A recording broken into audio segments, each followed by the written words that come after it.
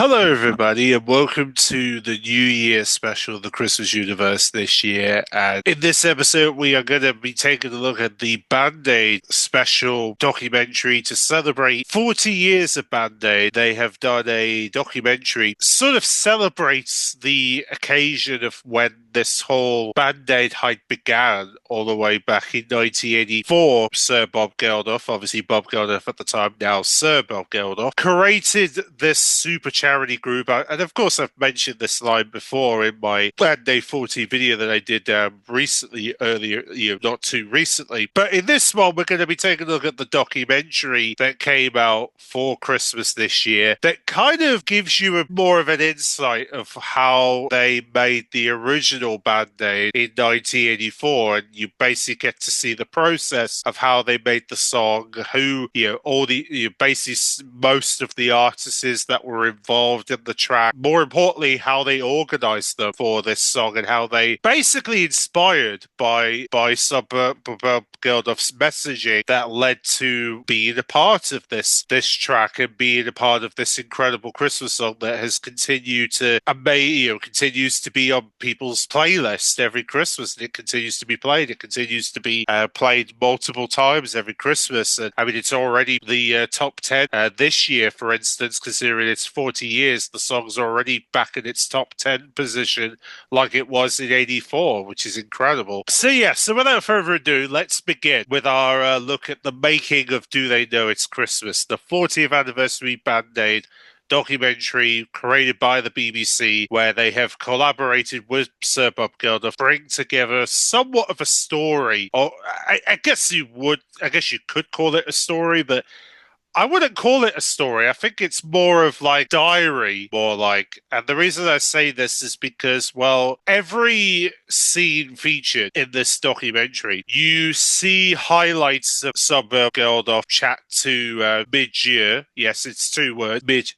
Yes, I'm not going to open the Gavin and Stacey joke, but you get what I'm saying. But yeah, it was basically those two who came up with the idea of doing. Yeah, they came together, they made the song, and they were just hoping to get as many artists as they can to sing the song, right? They tried to make some arrangements because obviously Sir Bob Geldof, because of his wife, knew members like George Michael, Paul Young, Sting, Bono from U2, Boy George, and members of Culture Club. Even members from Duran Duran were there. He managed to get a hold of a couple of the lead singer of Duran Duran, and even Spandau Ballet managed to get a couple of members of that boy band that has done pretty well for themselves at the time. He even managed to get members of basically all three members of Bananarama. Kool and the Gang, who used to be very popular in the 70s. They weren't really doing much in the 80s. They were they were more 70s success than 80s success. If you look at their, in terms of their chart success, they were probably more popular in the 70s than they were in the 80s, but they still got a chance to be a part of this with Bob Geldof as well. And there was many other names as well, who obviously George Michael from Wham, even though Andrew Ridley wasn't involved, it was mainly George, who was the only member of Wham who took part. Then all these other unusual names that mostly successful in the 80s, but we haven't seen for many years, even because some passed away since the recording of this, and then some just kind of disappeared from the music industry altogether, to the point that we barely even recognize them at this point, because either some vanished from our screens and we'll never see them ever again, or they just died peacefully and we don't even know about it. But yeah, it can be a little emotional to think about the fact that some of the stars that are featured in this are no longer with us, but at least their commitment still remains. The fact that they were committed to take part in this charity single for Christmas, make a song with Sir Bob Geldof to raise money for Ethiopia, which was the whole Ethiopia stuff was the main driving force of what led to many of these pop stars, I guess you could say, to the basically be a part of this project and be a part of this incredible song. And it was what was really fascinating looking at this documentary is the way they were kind of talking to Midge about how they sang their lines. So they kind of try to find the right melody, which I find was really, really clever, just to really get a sort of an insight of how they try to perfect their singing voices for the track, and you could really see the process that they had to go through, what they had to do in order to find the right melody for the song and find the sort of the right harmony and melodies they need to make the track a success. It was obviously a long process. I mean, obviously it took them a whole day because technically we found out that it took them 24 hours because they only had the studio for 24 hours, so they only had a day to work on this. So they didn't really have that much time to find the right melody. They had to be really snappy and really press on what they can to make the song a success. And bloody good job in like 24 hours, because you can imagine the stress of knowing that you have 24 hours to make a track. Otherwise, if you don't make it within those 24 hours, then you're going to get kicked out of the recording studio and you're basically, your chances are ruined. So you can imagine the stress that Bob Geldof had to go through, knowing he had to make sure that this song was recorded on time within the time limit that he was given, and the fact that he had to make sure that all those pop stars he was inviting were basically done at the time that they said they were going to be around. So you can imagine the amount of stress he had to go through to make sure to pull this all off. He managed to stay very calm throughout the whole thing, which I thought was really, really cool to see Bob Geldof be really calm, along with Michi, and be really calm to find the melody they want. And especially when they had all the artists together to sing the verse together, they had to time it right. Obviously very important for the track, especially when they were doing individual parts as well. And obviously it was great to see Bono and seeing how he did his line, what most people like to call the controversial line of the track, where he says, thank God it wasn't them instead of you," line that everyone likes to call controversial, which I don't really see anything controversial with it. I mean, I can see people's point, but really, I don't think he was trying to come across as controversial. I think he was just given the line, it suited him. That's kind of how I'm seeing it. Kind of seeing it like, oh, he was given this line because Bob Geldof thought it suited him, which I think reasonable of him to ask. And also during the recording of the footage, we also got to see interviewers from BBC and ITV, because obviously ITN, who were representing ITV. The BBC News was there, so there were sections where we got to see interviews taken from BBC News and ITV News, or ITN representing ITV News, who were there to chat to the pop stars about the making of the track, and they also chat with many of the behind-the-scenes people as well about organising this charity sync that Bob Geldof was creating, and it was really fascinating to hear from them about how they feel about this project. They were talking about how special it is and especially one mentions something very interesting in the documentary, which I'm surprised that they didn't fall through with this at the time, but they said about, they should do a charity single every year concept, which is really interesting. She says that because these days charity singles are now more widely popular now and widely available.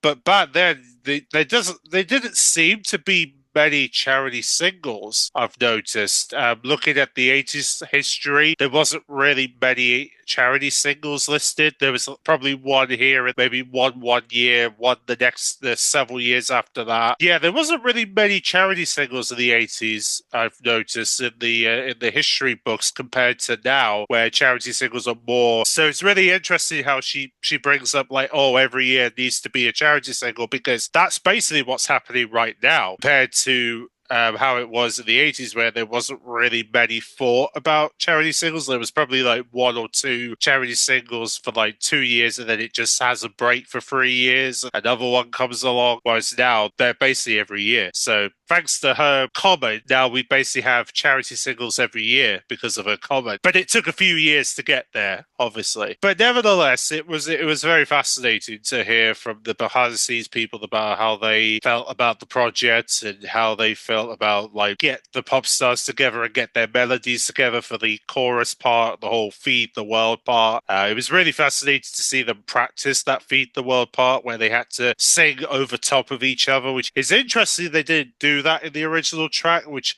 You would think they would have done that originally, but they did it for a practice run, and then they just went with the version they went. But yeah, it was really fascinating to see that. And then obviously we get to see Boy George making his arrival. It was good to see how enthusiastic Boy George was at the time, because obviously, him and Culture Club were very popular. So you can imagine the amount of pressure he had, knowing he was like a very popular face at this time. So it was very so obviously he wanted to make sure he did justice to the song, and he certainly did, with his lines and everything. And then obviously George Michael, he was slowly becoming a household name, even though he was still part of Wham. But eventually he would become that solo artist we all know and love. I don't know whether I mean, I guess you could say, even though he did a solo track like Careless Whisper earlier in the year, you could say this was his second attempt at a solo part of the song. You could say this was his second attempt at a solo sort of career feel before you eventually embraced it later in the 80s, would be his go-to after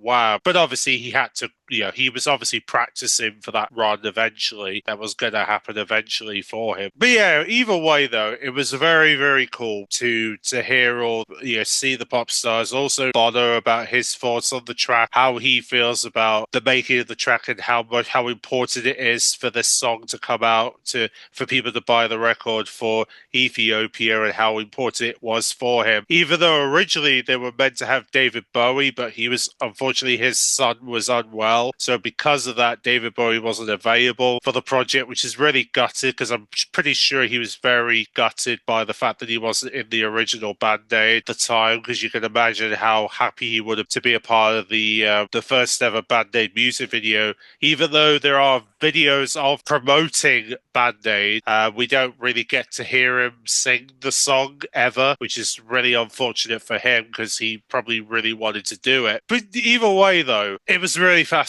seeing the making of this song, and seeing how the pop stars were coming together to do something that they haven't really done before, or they haven't really thought about doing until that point, which is funny, because I mean, in their own groups they would think about doing it, but in terms of having a group where there's multiple different bands and artists mixed in, I don't think they would ever thought they were going to do such a thing like that in the 80s. And here we are, 84, they managed to pull it off, and it was because of this success is what led to Band Aid 2, it led to Band Aid 20, it led to Band Aid, it's what led to the success of Band Aid to this very day. And the song continued to make Ethiopia a conversation and make things better for them in some way. I don't know. And sure, people are going to call Band Aid controversial because of the song and that, but Geldof's already said in interviews this year, this song has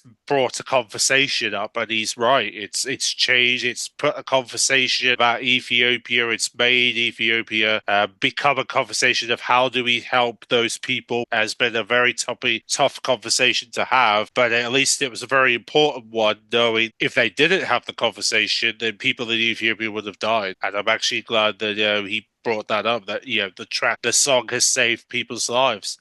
And it has, and and obviously, even though things have changed since this song's original release, at least a lot of people in Ethiopia can be thankful for the fact that Band Aid helped throughout those difficult times, and they continue to do so. Even Comic Relief has helped during their charity campaigns as well. So either way, it continues to do wonders to that town, and it will continue to grow, and they'll continue to help no matter what. I have no doubt to believe Comic Relief will be helping them in the new year when next year's Comic Relief campaign starts happening. I'm sure they're going to raise a lot of money for Africa, and especially for Ethiopia.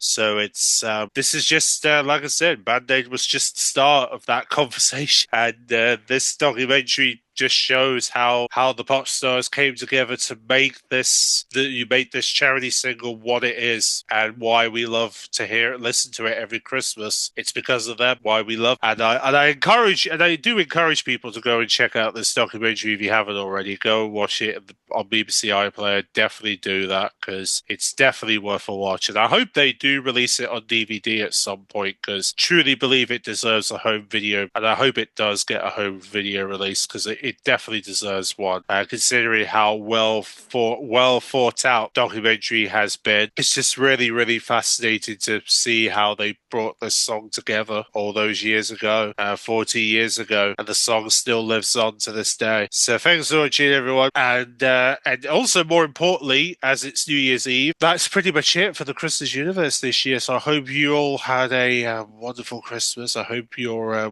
Christmas holidays have been great. Obviously, Christmas universe won't be back now till around the November time next year. I know it's kind of sad to let this go for a few months, but I've always enjoyed doing Christmas universe. It's one of my favorite things, favorite shows, sitcoms to do on this channel, and it's just a shame we're gonna let it go for a few months, or for 11 months, but 10 months, I guess you could say, and then we'll come back to this again. We'll start it all over again for 2025. But the final note, whatever you're doing this New Year's Eve, however you're spending your New Year's Eve, hopefully it's a good one and a very happy New Year of you who are going to be spending, or however you're spending your New Year's. Happy New Year, everyone, and thank you for watching the Christmas Universe this year. As always, feed the world.